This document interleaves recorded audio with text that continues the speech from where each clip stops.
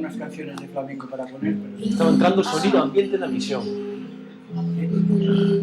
Sonido ambiente estaba entrando en la emisión. O una página. Xa está posto. Que me dice el ordenador, fijo. No, no está. Ahora. Espera. Agora. Recarga.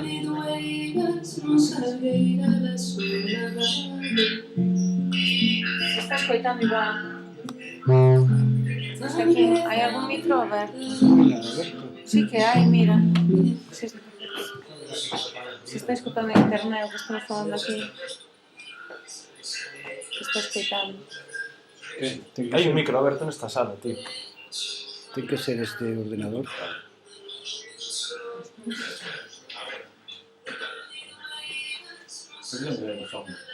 De algún dos micros que hai dos ordenadores, da Bueno, mesa, sí, hombre. de Mira algún donde sitio. el convertidor está abierto. Sí. Pues el sonido está sobre el micro y no sobre la mesa. Ah. Sí. O menos está grabando. Si te entra atrás, también a 20 segundos. Sí, no, pero eso sempre é máis.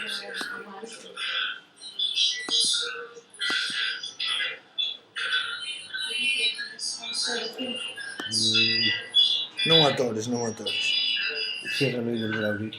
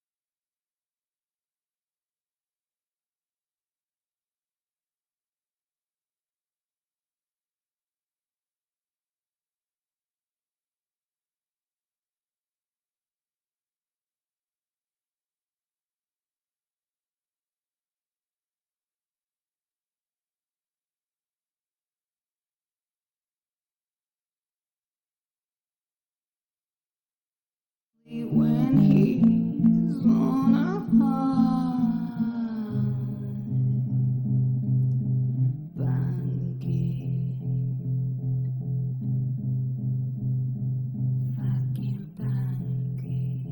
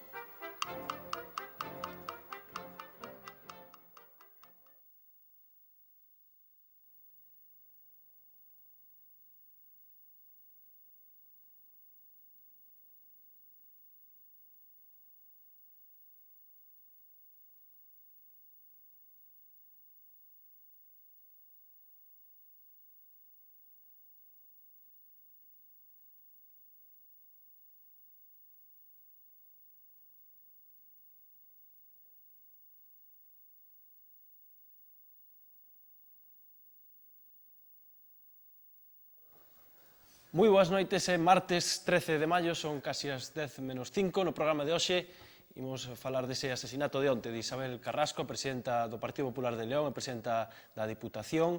E despois, a continuación, imos ter un debate cos sindicatos, comisións obreiras, CIGA e CNT, para analizar un poquinho os datos de paro que están saindo, esas promesas de recuperación económica do Executivo en Madrid, e tamén o que dan de sí ou que prevén as estrategias sindicais de cara ao futuro. Para comezar, con este tema de Isabel Carrasco, hoxe na mesa vai estar con nós Víctor Xadas. Moi boas noites, Víctor. Boa noite, Aurelio.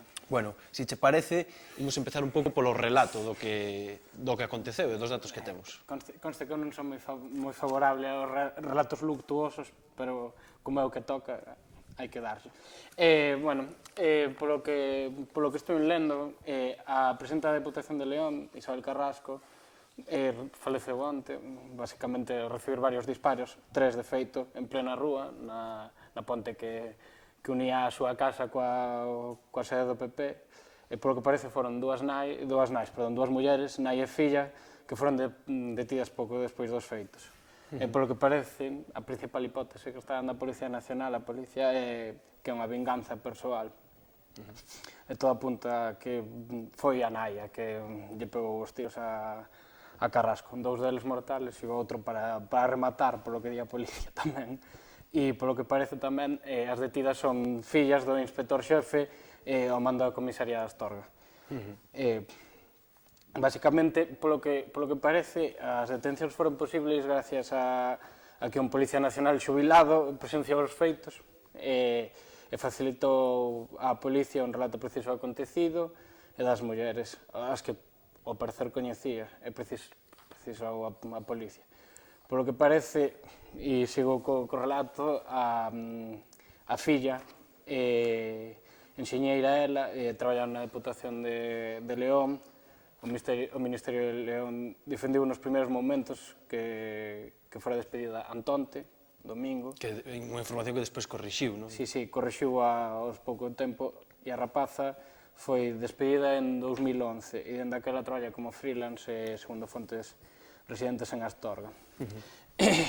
Polo que parece, sigue apuntando tal, a venganza foi polo despido, pero a Deputación di que a despediron xa fai tempos, 2011, e que intentaron contactar tres veces dicindolle que nada, que o seu despido era procedente porque parece había unha declaración de lesividade que decía que basicamente que lle fixera dano á Deputación e por eso a chimparon, basicamente.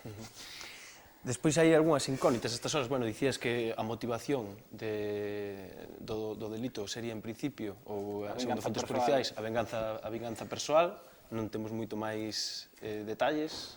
Parece ser que eso, o sea, basicamente é unha vinganza persoal porque a despediron e ainda por riba, polo que facilitou despois, lendo en el diario.es, decían que era a candidata número 7 a alcaldía de Astorga e que naquele momento dixeronlle non vas a entrar porque marchou un e dixeronlle non, tú non entras e quedou un pouco queimada. Bueno, e algunha das cousas que está todavía por dilucidar é o arma do delito.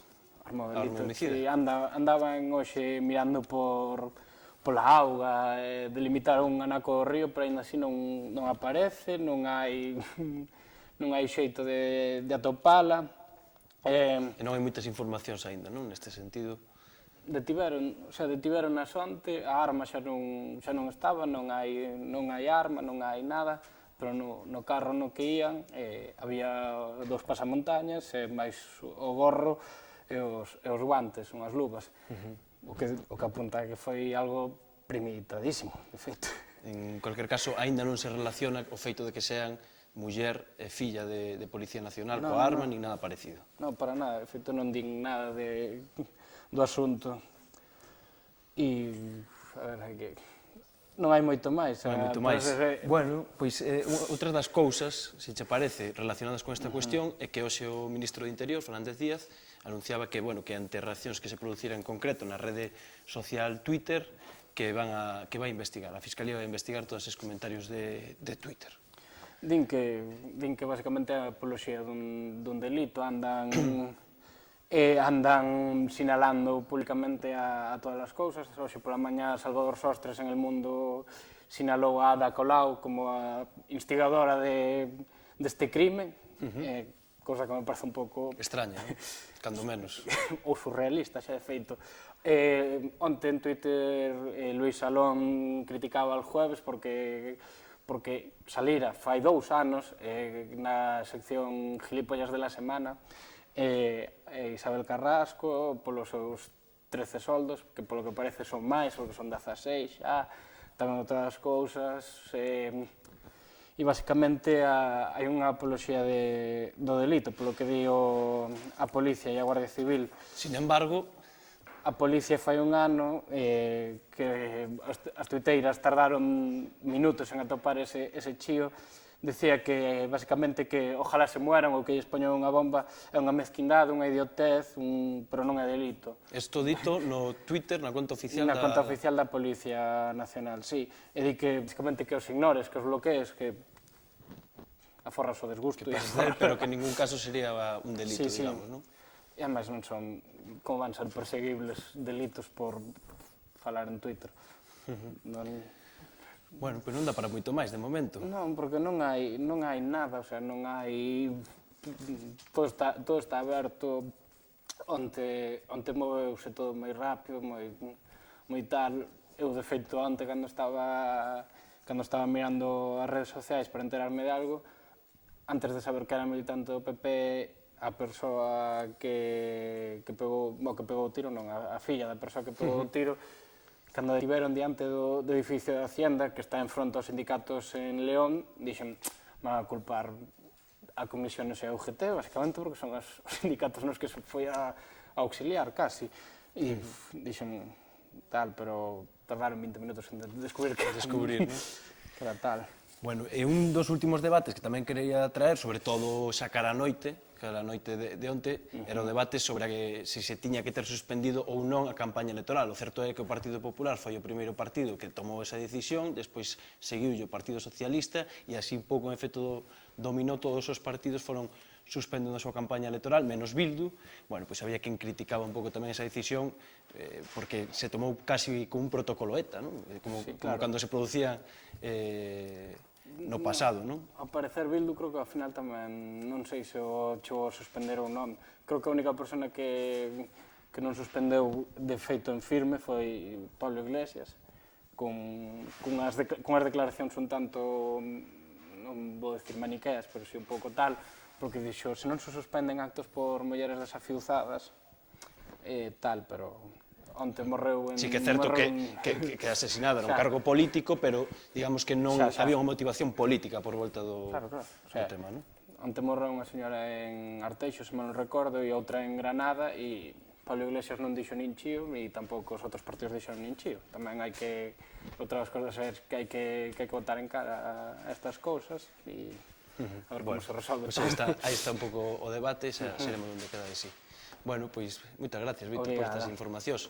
Bueno, pois imos agora pasar xa ao debate cos 3 sindicatos e desver a peza do vídeo do crowdfunding, ese crowdfunding que imos lanzar desde Irmandade TV para conseguir medrar, conseguir mellorar.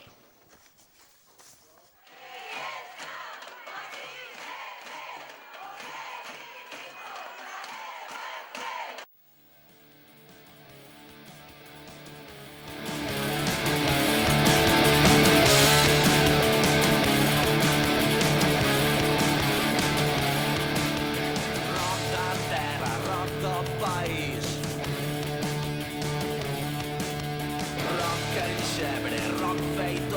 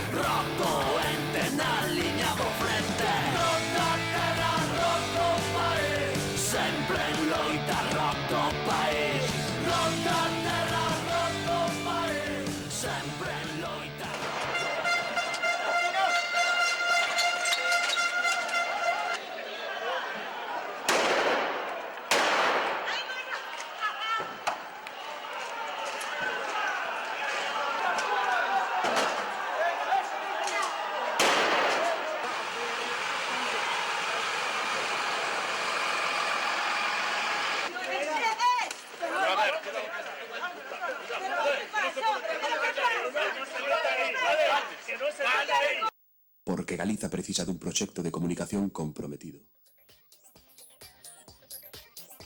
Irmandade TV, a túa televisión galega na rede. Tamén benestar. Benestar. É absolutamente, Non pasa nada. é absolutamente necesario incluir a dimensión do benestar en calquera proposta de futuro. Víctor. Fun eu. Víctor, dime.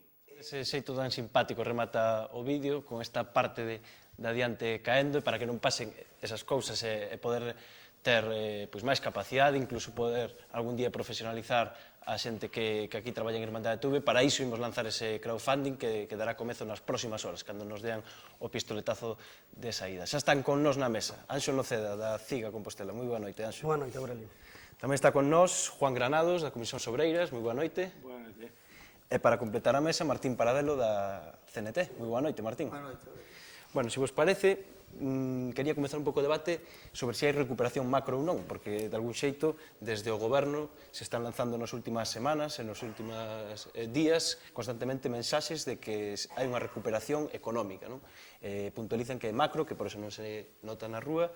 Hai recuperación macroeconómica, non hai recuperación macroeconómica. Anxo, Juan... Bueno, empiezo mismo, ¿no? No sé, los datos de paro de mes de abril pues fueron un poco esperanzadores, una apariencia positiva, ¿no? Pero detrás de todo ello pues se esconde una realidad muy negativa, ¿no? En el sentido de que la recuperación económica, tanto en Galicia como en el conjunto del Estado o en Europa, pues crea máis precariedade de emprego, emprego inestable, hai moita xente en el umbral da pobreza, con lo cual, pues, bueno, a xente vai disminuindo prestacións, acotando prestacións, e, polo tanto, estamos en unha situación un pouco límite, ¿no?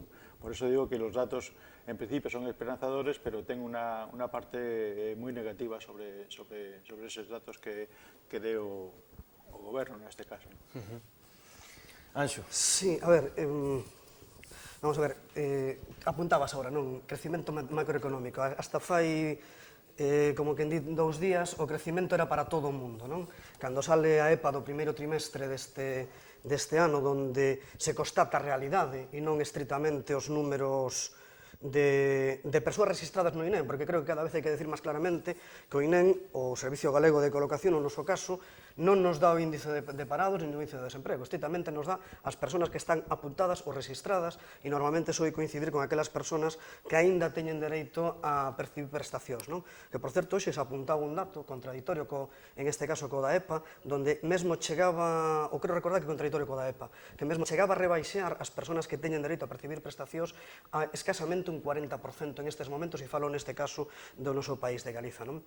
Ahora, xustamente, como efectivamente a recuperación non chega, o pobo non a ve, non a vive, non existe, ni para os traballadores, se nos empeza a falar de datos macroeconómicos, non? A mí, en todo caso, o que me gustaría deixar claro é, se cando falamos de datos macroeconómicos, estamos falando de que tal lle vai a Botín, a Florentino Pérez ou a Mancio Ortega. Porque en principio disto que estamos falando, cando falamos de economía macro, non? Claro, é que, vamos a ver, eu non sei, e igual me estendo demais, me cortade sin ningún problema, pero digo, eu lembro cando empezou toda esta situación económica, lá polo ano 2008, donde a denostación do que se chamaba mercados era quasi unánime.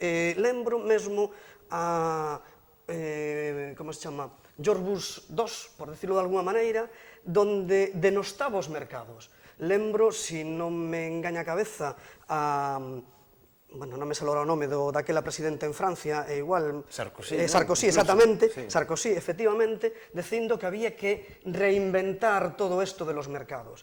Bueno, resulta que hoxe, con quen se reúne, e é un exemplo, non é solo ese caso, con quen se reúne Rajoy para evaluar a situación e como vai a economía no Estado español, é con Botín, con Florentino Pérez e compañía, que son justamente os que son os mercados, que decir, esos son os que se lle aplaude. Entón, sino que cando nos falan de datos macroeconómicos, e que estos señores lle vai ben, sí que lles vai ben.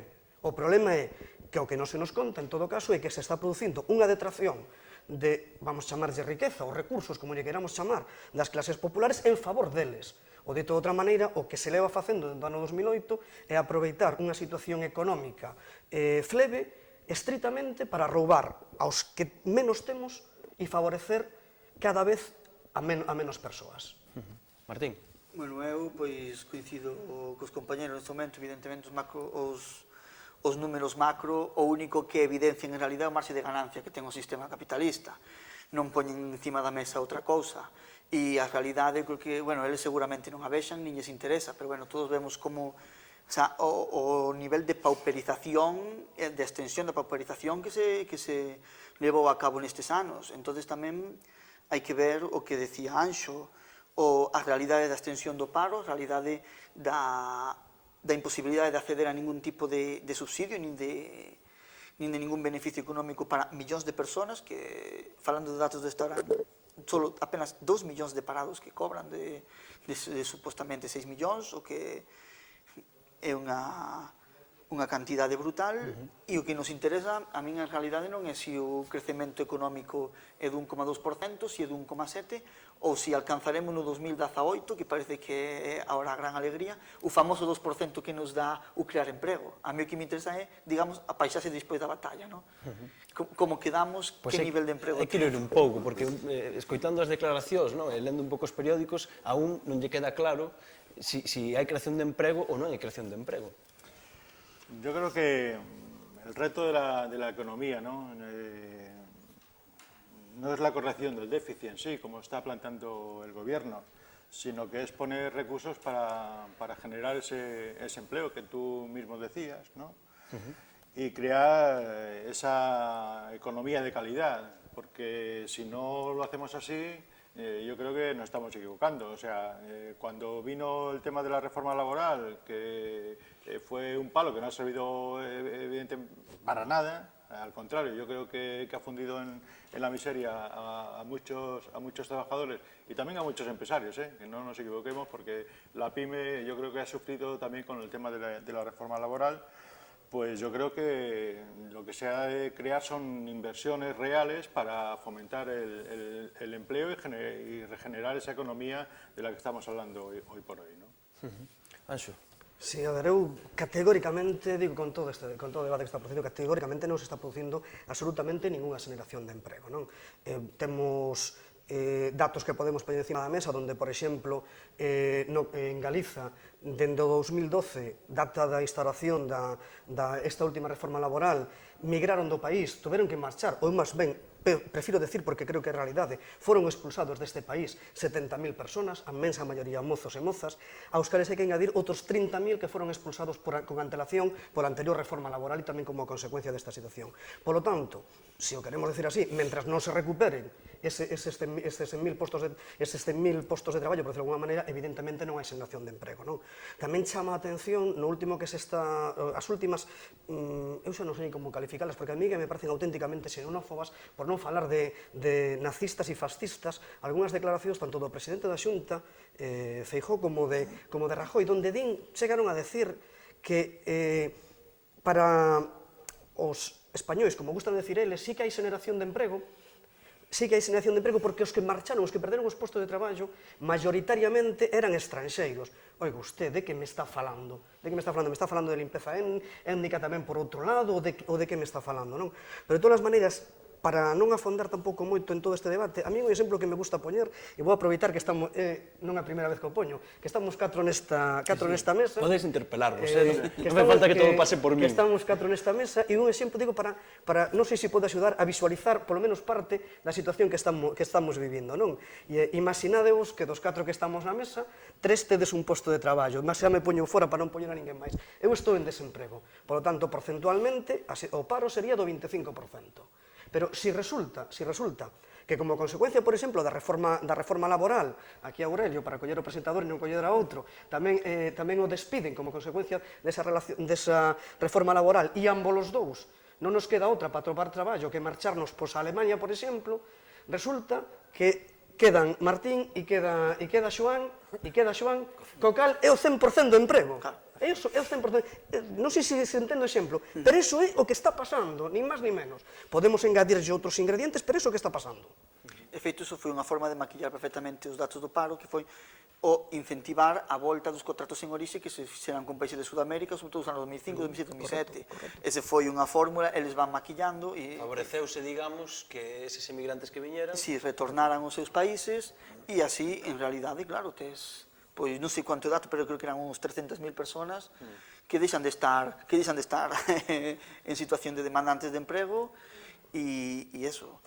Se me permites, Martín, por falar de que estamos en Compostela, por falar de Compostela, como se chama, na afiliación á Seguridade Social, dende o 2011, se non me engaña a cabeza, a marzo, os datos de abril, eu a verdade que ainda non os puiden consultar, pero hai 2.000 afiliados menos á Seguridade Social, deso que tanto gustan de falar.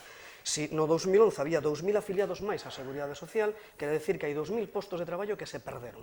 Por moita comparativa que logo nos queiran Isto votar... só na comarca de Compostela? Non, peor, no Concello de Compostela. No Concello de Compostela. E ademais hai un ingrediente curioso en Compostela que se produce. Compostela é das poucas vilas que medra en poboación.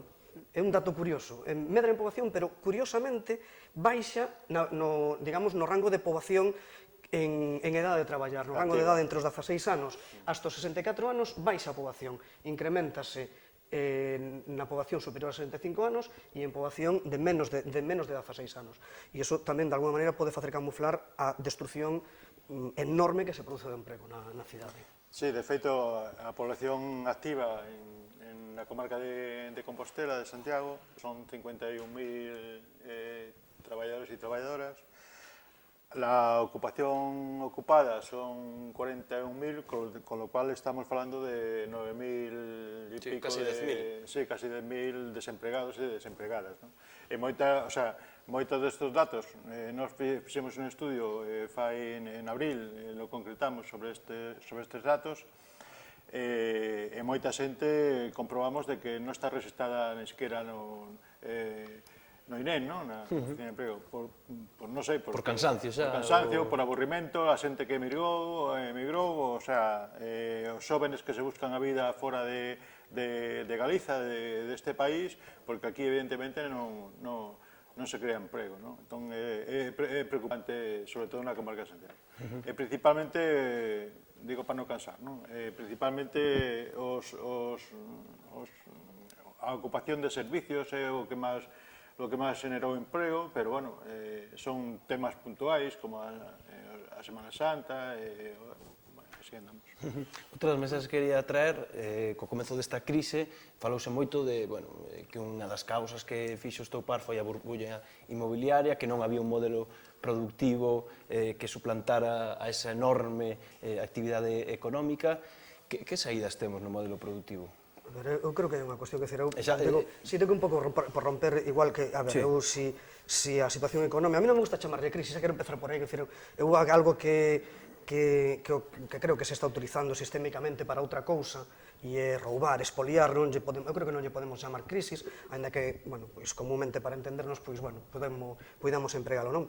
Pero, de alguna maneira, si a crise, vamos chamar así, se queremos, entón, se a crise se producira só no Estado español, ou mesmo en Galiza, a incidencia da burbulla inmobiliaria estaría encima da mesa. Pero sabemos que eso non é así, sabemos que eso ten unha incidencia a nivel internacional, polo tanto, esa situación, o tema da burbulla inmobiliaria, pode agravar a situación, pode agravala ou non. Eu creo que, máis que nada, se corresponde estritamente con unha etapa máis dun sistema que se chama sistema capitalista, así de claro, e que está nun momento onde pretende concentrar moitísimo máis a riqueza en menos mans, non? E é o xogo que se está producindo estritamente. Eu creo que a función tamén nosa, dentro das dificultades que poida haber, é xustamente tamén lanzar esa mensaxe tamén ao conxunto non só dos traballadores e traballadoras, sino das clases populares, a efectos de que se tome conciencia deso. Quer dizer, eu levo tempo cunha teima, polo menos na miña cabeza, non? E que cando se fala de estado de benestar, cando se fala de clase media, eu creo que mentras que non sexamos ou non consigamos ser conscientes de que realmente falar deso estritamente sirveu en determinado momento para que o capitalismo avanzara frente a un bloque que era o bloque do leste, entón nos teríamos que retrotraer a outros momentos, pero que sirveu estritamente e utilizaron estritamente para eso, e hoxe non é necesario. Quer dizer, con isto, que o ben nos revelamos diante desa situación, e no sentido temos que contribuir, ou vai ser difícil. E Martín quería comentar, pero se me deixas un dato rapidísimo, e digo para visualizalo, non? Porque creo que donde mellor se ve. Amancio Ortega, empresario exemplar galego, parece ser, o ano pasado, el, non Inditex, despois de impostos, ingresou 813 millóns de euros. 813 millóns de euros, se di moi rápido, 813 millóns de euros. Ben, primeiro dicir, ingresa todo eso, entre outras cousas, porque a diferencia de calquer outro traballador, el non paga un 10, un 8, un 9, un 14, un 18% dos seus ingresos, non, el mediante unha cousa que se chama SICAP, paga un 1%, é maravilloso, e non ten cartos señor, por eso paga un 1%, pero que incluso hai unha comparativa... Digamos, un instrumento, non, ou un produto destinado a xente... Hoxe falando con un economista, se me permites, con un economista me decía que cando falamos dos paraísos fiscais pensamos en estados, en países, pero non, pero que tamén hai sectores que son paraísos fiscais, e poñame justamente, entre outros, o exemplo da SICAP como paraíso fiscal. Que é algo reservado a grandes capitais, que son a grandes patrimonios. Son os únicos que poderían executar. Pero collendo estos 813 millóns deste señor, e digo para ilustrar tamén cando se nos di, non hai recursos, aquí hai que ir por aquí, por recortes por este lado, polo outro, para visualizalo, e un exemplo tamén teño posto en outras ocasións, como, bueno, decir así, creo que se me vai entender a ironía, como me dá pena o señor, vamos deixarlle un millón por mes, vamos deixarlle un millonciño por mes, casi nada, e aparte deso que teño un extra no ano de outro millón. E collemos os outros 800 millóns. Bueno, pois con esos 800 millóns poderíanse xenerar aproximadamente 45.000 postos de traballo anuais ao salario medio que existe en Galiza. Claro, isto quen o coñece? Por lo tanto, cando falamos, quer dizer, eu creo que ilustra perfectamente que é o que se está facendo e o que se está producindo nestes momentos. Claro que o problema é un problema de sistema, claramente. Quer dizer, eu estou de acordo con Anxo, non se trata dunha crise, o que trata é dunha aceleración da acumulación de capital. Se hai unha reconfiguración que se está facendo no reparto da riqueza, tamén entendemos que a intervención ten que ir tendente a reconfigurar esa reconfiguración, digamos, non? E o que te dis, que se hai posibilidades de creación de empleo, de recuperación do sistema productivo e tal, ainas, e pasan por aí, por reducir os marxes de beneficio das empresas.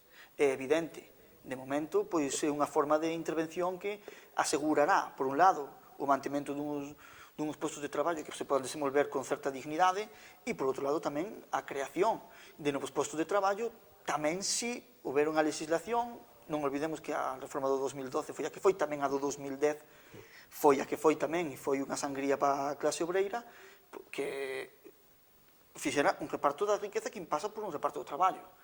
Unha xornada laboral máis reducida, unha vida laboral máis reducida tamén, o sea, se as dinámicas sabemos que Estás propondo casi todo o contrario. Claro, porque vemos que a extensión da idade de xubilación, vamos, e, bueno, que por aí por donde pasa a prohibición de horas extras, de todas maneras, de todo. No sentido que está incidindo ahora Martín, que cando se di, perdón. No digo, por lo que se está falando na mesa, ¿no? A mí me parece que es una fórmula crucial, ¿no? Que mientras sigan instando en no reconocer estos recortes y esta sangría que se está produciendo no solamente en Galicia, sino en todo el Estado y a nivel europeo, por supuesto, porque yo creo que é a parte crucial, el seguir manteniendo estas políticas de austeridade e de recortes sociais, salariais, todo o que conleva todo eso, é un fracaso, o sea, nos levan a ruína e ao fracaso total. Con lo cual, eu penso que ya basta de remachar no mesmo clavo, porque a xente está ben clavado, non? Está, sí, por suposto, non? Bueno, eu vexo que máis ou menos na diagnose compartides, pero tamén me gustaría falaros un pouco de propostas e de solucións, como afrontades os sindicatos esta situación, mirando un poquinho cara adiante. Non sei se compartides comigo, pero a min dame a sensación de que a mobilización foi decaendo un pouco co paso do tempo. Houve aí os 2-3 anos do que comunmente se chama crise, digamos, si que houve un pico mobilizador, incluso unha folga xeral, ou dúas, non? Pero unha con grandes apoios. Estamos nun momento xa de baixa mobilización, a xente non ve perspectivas. Como afrontades estes sindicatos? Vamos a ver, eu digo, polo menos como nos sabemos, non? Por un lado, a parte, e non vou deixar de lado o tema da movilización, pero a parte da movilización, por exemplo, nos puxemos encima... pero que sin ningún tipo de problema, pero que tamén comentar outro tema. Nos, por exemplo, como central sindical, puxemos encima da mesa, e coa idea tamén de intentar mobilizar, non só coa idea de plantexalo no Parlamento, pero sí de generar un debate social sobre esa xusto posibilidade de que se poden poñer e implementar outro tipo de medidas encima da mesa. Votamos 4 meses con unha campaña a prol dunha iniciativa legislativa popular onde plantexábamos 100 medidas para a creación de emprego, que ademais é unha das cousas, polo menos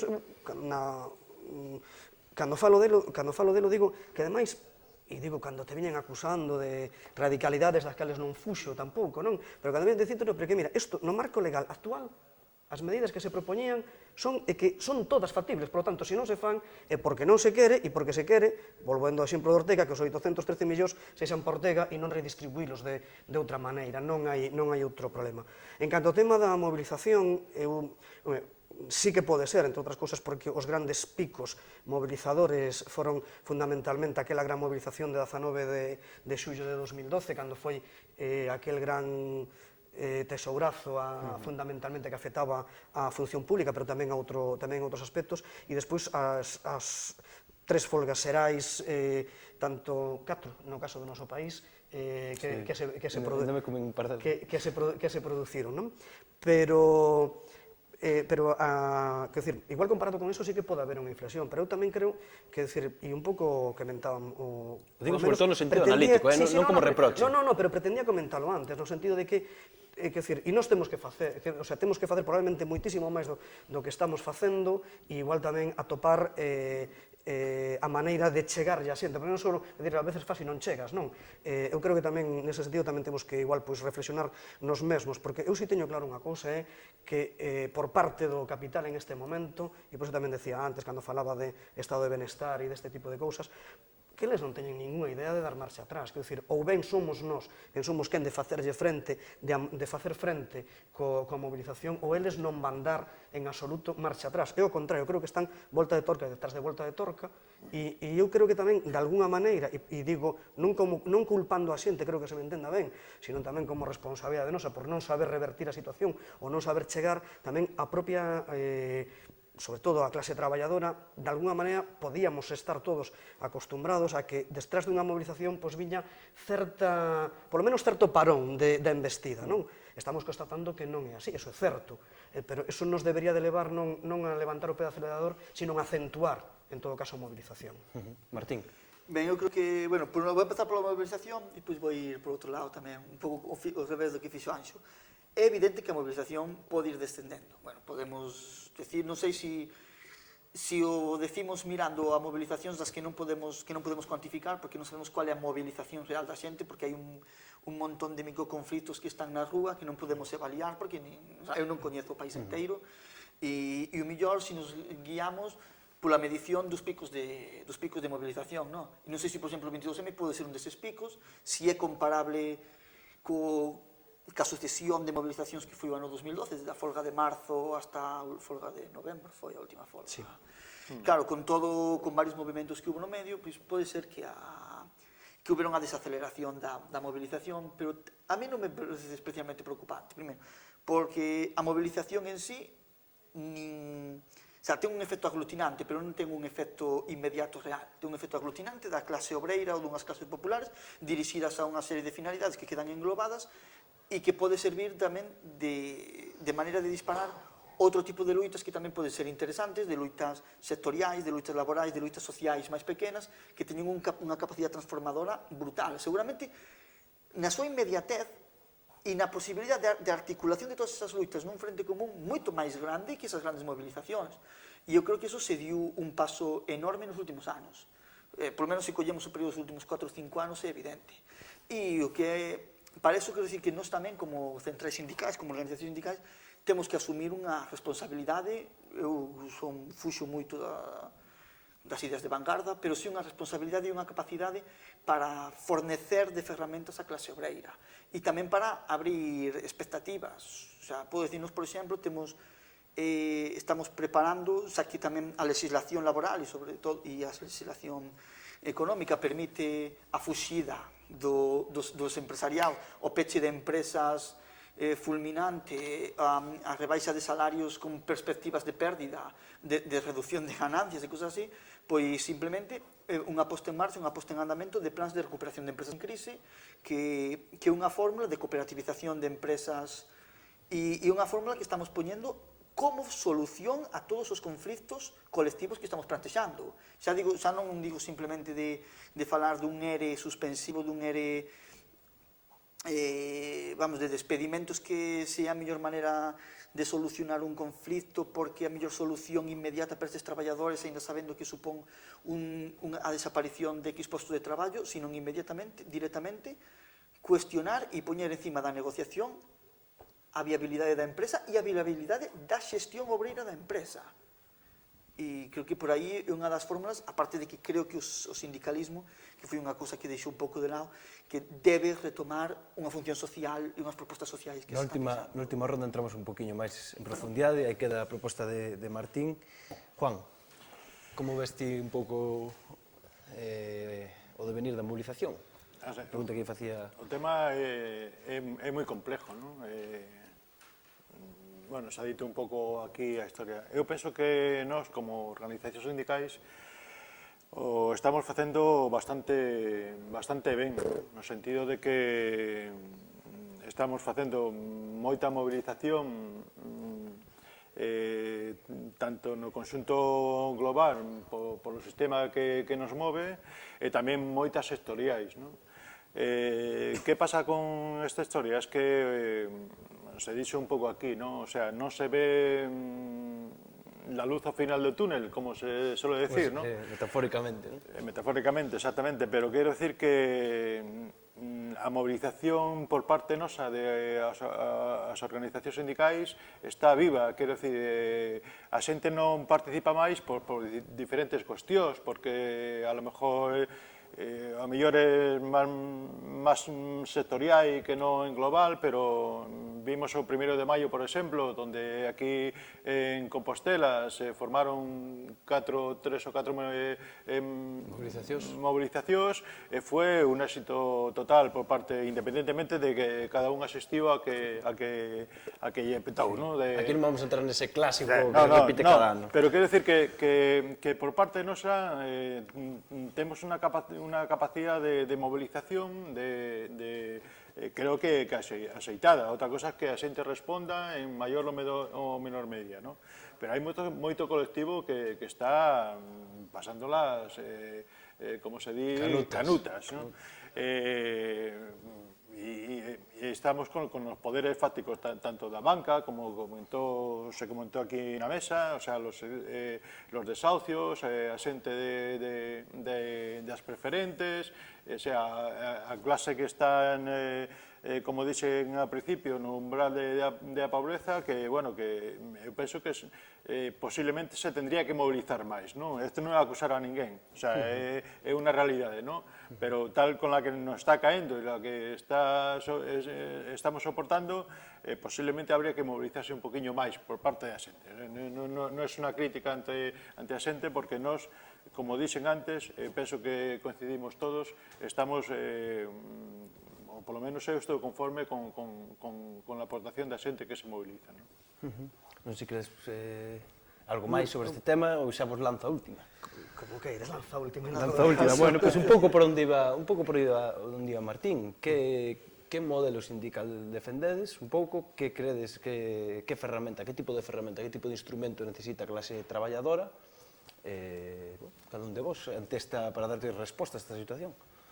Vamos a ver, polo menos, cando menos por parte da CIGA e un pouco relacionado tamén co que comentaba antes da necesidade de movilización, evidentemente non entendemos unha articulación das demandas dos traballadores, senón dende un plantexamento xustamente mobilizador e combativo, non?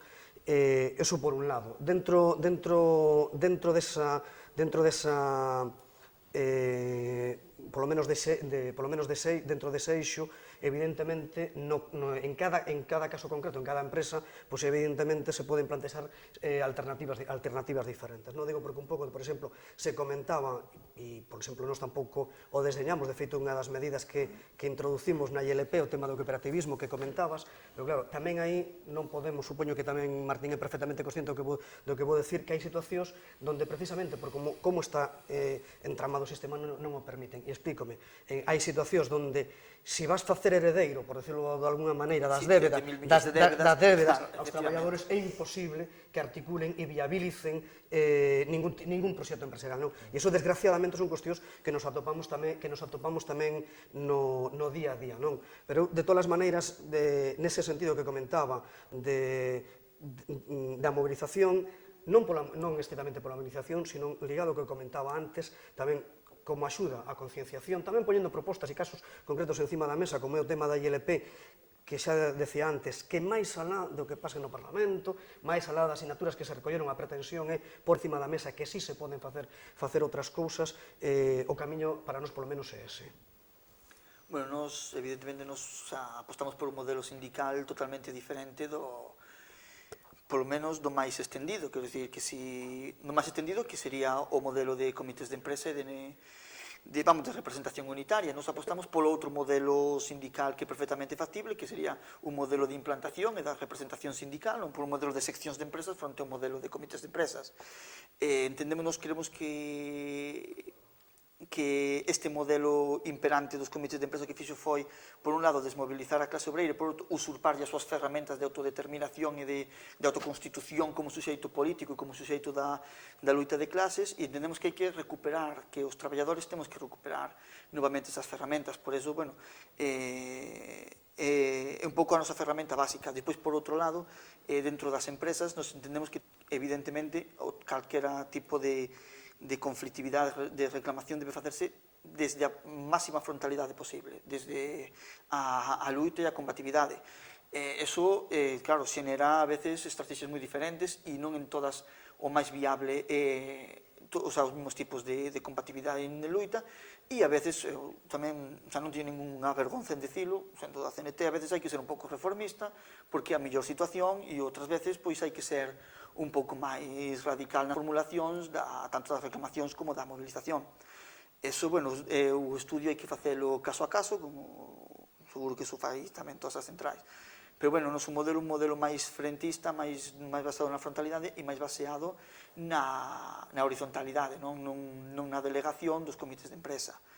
E, bueno, que hai solucións que se poden aportar, nos creemos que é posible e que están encima da mesa un montón delas. Eu puxen un exemplo que é a recuperación de empresas, pero tamén, evidentemente, se a empresa non é recuperable, temos 1000 formas máis, eu creo que a clase obrera debe ser imaginativa tamén nas súas formulacións, de plantexar unha alternativa ao capitalismo. Juan. Bueno, non sei, non? Eu penso que as reglas están marcadas, non? Independentemente de como se este embaraxando temas laborales, social, hoxe por hoxe, as reglas están marcadas, e un pouco na miña intervención desa recuperación. Nós temos infinidade de propostas, non solamente en Galiza, sino no resto do Estado, a nivel europeo, porque estamos inmersos en esa Comunidad Europea de sindicatos e, por lo tanto, hai unas reglas marcadas e nosotros vamos a respetar esa regla de xogo. Como digo, temos infinidad de propostas que es por todos conocidos e seguiremos en esa misma línea respetando as reglas de xogo que están dando. Con relación ao empresariado, si me permites. Sí. Evidentemente que as empresas, como ya se ha dicho antes, lo único que van es a aglutinar recursos para eles en detrimento de los trabajadores y trabajadoras. En esas estamos, es decir, vamos a equilibrar esas fuerzas. Evidentemente estamos del lado de los trabajadores y trabajadoras de este país como sempre. Bueno, pois vamos deixar aquí, porque foi o noso tempo. Juan Granados, Anxo Noceda e Martín Paradelo, moitas gracias aos tres e moita sorte e moito ánimo na vosa tarefa. Bueno, pois imos co vídeo do crowdfunding para aqueles que o perderan e xa para rematar con Vítor Xadás e os seus chíos da semana.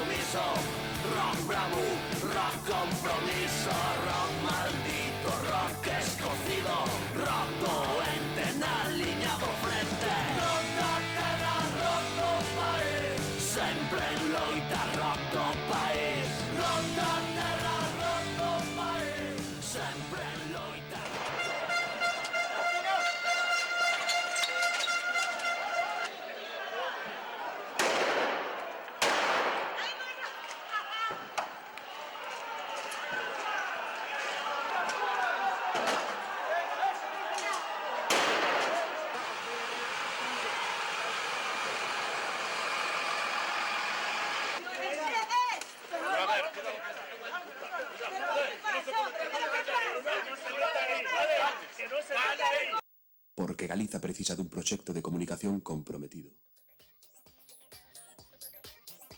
Irmandade TV, a túa televisión galega na rede. Tamén benestar. Benestar. É absolutamente necesario incluir a dimensión do benestar en calquera proposta de futuro. Vítor. Fun eu.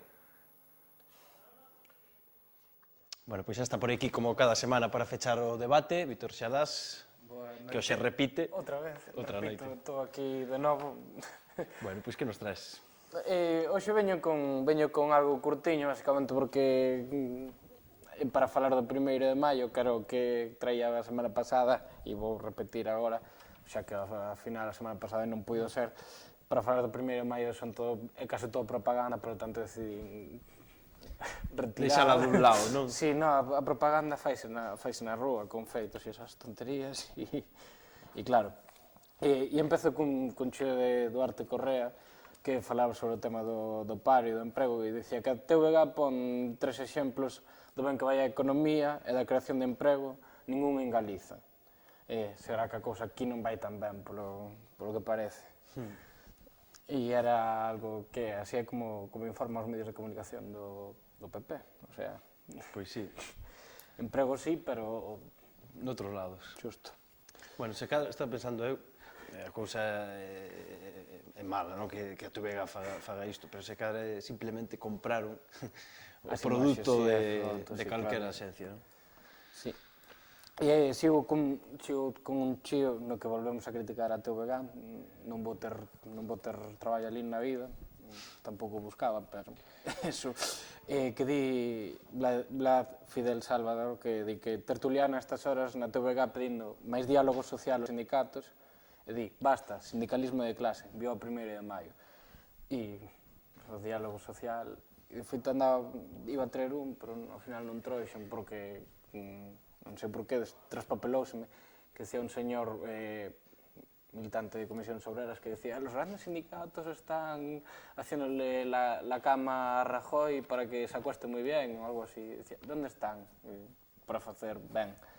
E non tiña resposta. De feito, era un señor de Comisiones e decía, que raro. Que vais? E acabo cun chío de Balbina Gándara que falaba do 1 de maio e decía, e outra vez vou criticar unha televisión, non sei como fixen por aquí. Si hoxe truxeches chíos do 1 de maio laborais misturados con televisión, non? Sí, Está ben, xa que estamos aquí na Hermandade. Estou rajando de televisión, despois decimos que necesitamos un medio de comunicación para este país bo, e só rajo de televisión, non sei como fixen. Bueno, un método, unha forma de dicir que o resto tampouco vale moito, non? Que vale a pena apostar por este. E decía que no programa Emprende, a cale 24 horas de televisión española, teñen contrato despacito e despide rápido. E decía, cuña publicitaria gratuita para a COE, vou 1 de maio. E, basicamente... Pois sí, e aparte, últimamente, a COE ou algúns dirixentes empresariais temos escoitado auténticas barbaridades. Isto que hai que traballar por calquer cousa. Mónica Oriol, esta, non? Sí, tamén a Mónica Oriol, con os xovens que non teñen formación, pois que non teñen dereito a traballar, en fin, bueno. A sarta de barbaridades. Bueno, Víctor, pois moito obrigado. O martes que ven haberá máis debate. O martes que ven falaremos, isto sí que xa está claro, falaremos dese xuizo que vai dar comezo o próximo martes, día 20, onde 12 galegos e galegas, onde desgraciadamente se atopa este presentador, pídenos 45 anos de prisión en conxunto por uns feitos de hai 5 anos, que se remontan ao ano 2009, aquela campaña electoral que gañara Núñez Feijóo cunha campaña fortísima de Galicia bilingüe contra a normalización do noso idioma. Daqueles polvos chega agora este xuizo, próximo martes, pois analizaremos aquí o que deu de sí o comezo dese xuizo e tamén, como non, do que vai ser a reta final da campaña electoral. Aproveitamos tamén para anunciar que o próximo 25 de maio tenemos un debate aquí, un programa, máis que un debate, un programa en directo. Probablemente, ainda temos que poñer a hora, pero probablemente por aquilo, por volta das 7:30 da tarde, vamos a dar os datos en directo, vamos a estar nas sedes cos protagonistas, e, bueno, vamos ter unha mesa fantástica para analizar e opinar sobre o que vai acontecendo, así que xa sabedes, aquí en Hermandade TV o próximo martes e o 25 de maio, non busquedes outras alternativas, porque aquí vades a ter os datos á mesma hora. Así que nada, desexarvos. Me están dicindo, é verdad, que vamos a rematar co vídeo do crowdfunding, vamos a ser pesados para que vos quede aí grabado, porque a verdade é que, a pesar de ser modesto o noso traballo, necesita moito compromiso das persoas, moito compromiso humano. Desde logo, aquí en Hermandade TV temos a fantástica oportunidade de ter un grandísimo equipo humano, pero esta tecnoloxía, e vivimos no sistema no que vivimos, e para poder seguir avanzando necesitamos cartos. E, pois, eso, basicamente, o que vos vamos pedir, que fagades a aportación que poidades, desde 5 euros hasta onde poidades. Bueno, pois para ese crowdfunding, aí vai o vídeo, me despido, xa non vos dou máis a lata por hoxe. Moi boa noite e moi boa semana.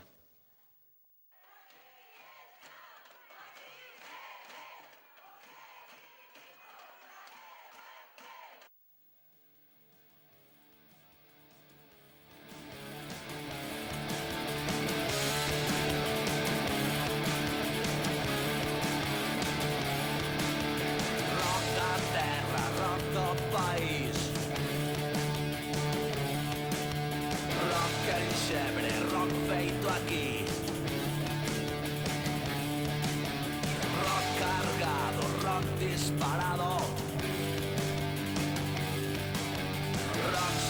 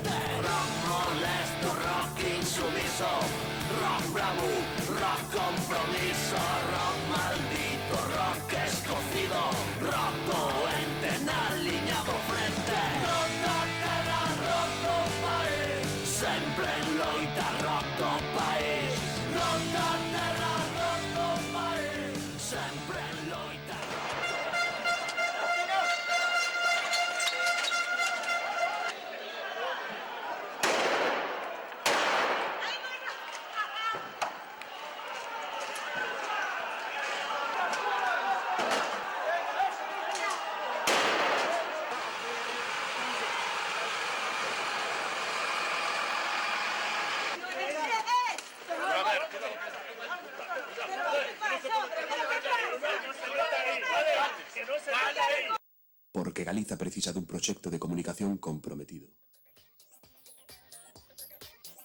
Irmandade TV, a túa televisión galega na rede. Tamén benestar. Benestar. É absolutamente, Non pasa nada. é absolutamente necesario incluir a dimensión do benestar en calquera proposta de futuro. Víctor. Fun eu. Víctor, dime. Sí.